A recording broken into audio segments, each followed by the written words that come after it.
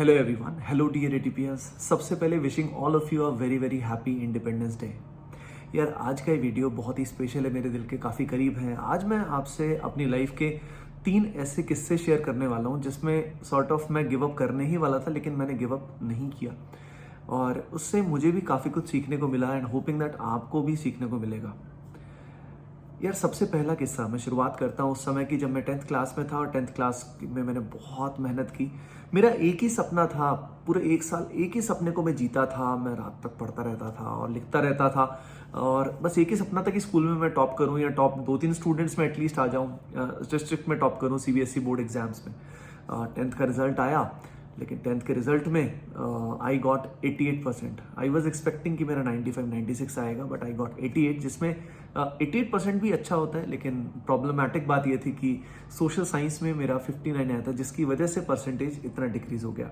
And paper मैंने बहुत अच्छे से दिया था, बहुत अच्छा पेपर हुआ था, बट समहाउ कुछ लक फैक्टर या जो भी चीज़ें हुई। अब जब छोटी एज में ऐसा होता है ना, फेलियर आपको मिलता है, क्योंकि मैं तब तक एक्सपेक्ट ये करता था कि हमेशा ही कि जिंदगी फेयर है, यानी जो आप कई बार जो एक्सपेक्ट करोगे वही होगा।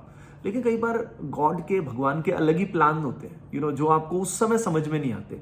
पर उस समय के हिसाब से मेरे को काफ़ी शॉक लगा और मैं काफ़ी डिप्रेस हो गया। सॉर्ट ऑफ 2-3 महीने में काफ़ी डिप्रेशन में था जब क्लास 11th में रिजल्ट आया, क्योंकि कई सारे मेरे ऐसे फ्रेंड्स थे जो हमेशा क्लास में पीछे मुझसे थे और वो मुझसे आगे निकल गए और मैंने बहुत मेहनत की। तो मुझे कहीं ना कहीं ये बिलीफ होने लगा कि ज़रूरी नहीं है कि आपको मेहनत का फल मिले ही, बट जैसे जैसे आप बड़े होते हो you can always connect the dots while looking backwards, Steve jobs said.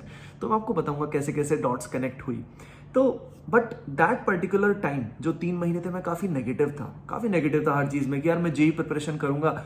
JEE preparation करने के बाद फिर मान लीजिए जेई एग्जाम से पहले मैं बीमार पड़ गया तो क्या होगा, ये होगा, हर चीज़ के लिए आई थॉट नेगेटिव।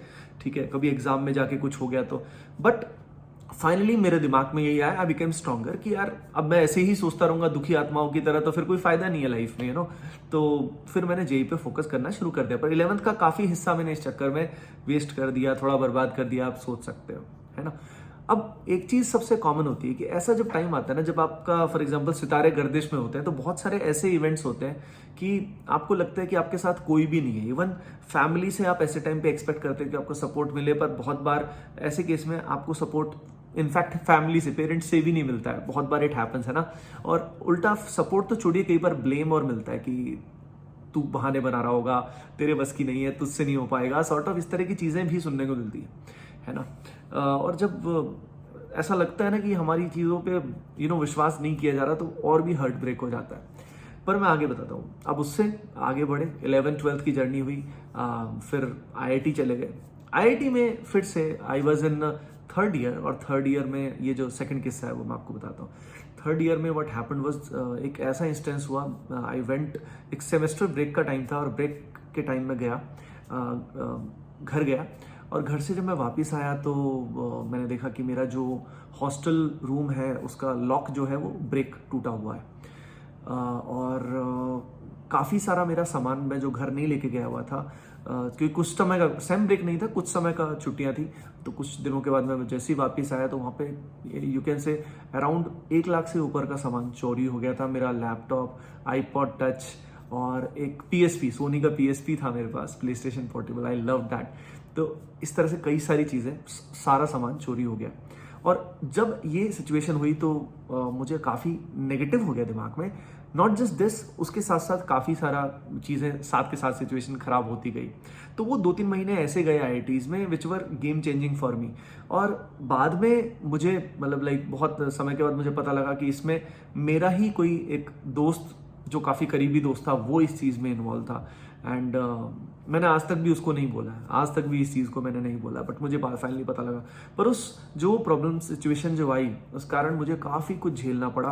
और वो समय ऐसा था कि जब सॉर्ट ऑफ कोई भी आपके साथ नहीं है and everything is going very bad, पर आपको अपने आप को संभालना पड़ता है, खुद को संभालना पड़ता है। दिल आखिर क्यों रोता है, जिंदगी में ऐसा ही होता है ना। ये गम के बादल सबको ही थोड़े थोड़े बांटे हैं, किसी के ज्यादा होते हैं, किसी के कम होते हैं, लेकिन वक्त आता है। 3rd सिचुएशन तब आई थी जब एटीपी का टाइम आया था 2016 में, आई स्टार्टेड दिस। लेकिन व्हेन आई स्टार्टेड तो कई लोग साथ में जुड़े, लेकिन they keep on giving up and but I went alone. और एक वक्त ऐसा आ गया था, अब तो कई साल हो गए इस बात को, एक वक्त ऐसा आ गया था कि ATP lost almost everything and financial काफ़ी क्रंच हो गया था, काफ़ी सिचुएशन फाइनेंशियली भी काफ़ी मुश्किल हो गई थी आगे ग्रो करना बढ़ना। लेकिन ड्रीम था, आगे बढ़ना था, और आज आप सबके प्यार के बदौलत जहाँ पे भी हैं आपकी वजह से हैं। यानी आप समझ रहे हो ना कि सिचुएशंस हमेशा लाइफ में बार बार आएंगी, लगातार रहेंगी ऐसा जरूरी नहीं है, पर बार बार आएंगी।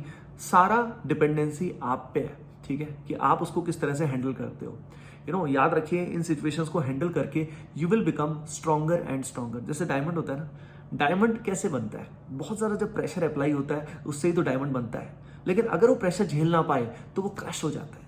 यानी ये जो सिचुएशंस लाइफ की आती है, जो भगवान की तरफ से आई या जैसे भी आई, क्रिएटर की तरफ से आई, ये सिचुएशंस हम हमारे लाइफ के टेस्ट की तरह होते हैं। और उन टेस्ट में हमें सेल्फ बिलीव रखना होता है। कई बार ऐसा होगा कि आपके साथ कोई भी नहीं होगा, पेरेंट्स भी नहीं होंगे, कोई भी नहीं होगा, लेकिन ऐसे केस में भी एकला चलना है। सुना ना आपने, एकला चलो रे। तो बिल्कुल आपको अकेला चलते जाना है, रुकना नहीं है, ठीक है ना, फाइट मारनी है। You will become stronger and more powerful. कई बार हमें लगता है कि वी हैव लॉस्ट एवरीथिंग, कई बार सालों साल की मेहनत ऐसा लगता है खत्म हो गई, पर याद रखिए आपका दिमाग, आपकी मेहनत जो है, जो आपने लर्निंग है, जो आपकी नॉलेज है, वो कोई आपसे कभी नहीं ले सकता है, कभी नहीं ले सकता है। ओके गाइस, तो बस आप सभी से मैं यही कहना चाहूँगा कि नेवर गिव अप। सिचुएशंस खराब आती रहेंगी लाइफ में, अच्छी भी बहुत आएंगी, बट कभी खुशी गम कभी गम, ये चलता ही रहेगा। तो don't worry, never give up guys. Love you all and take care.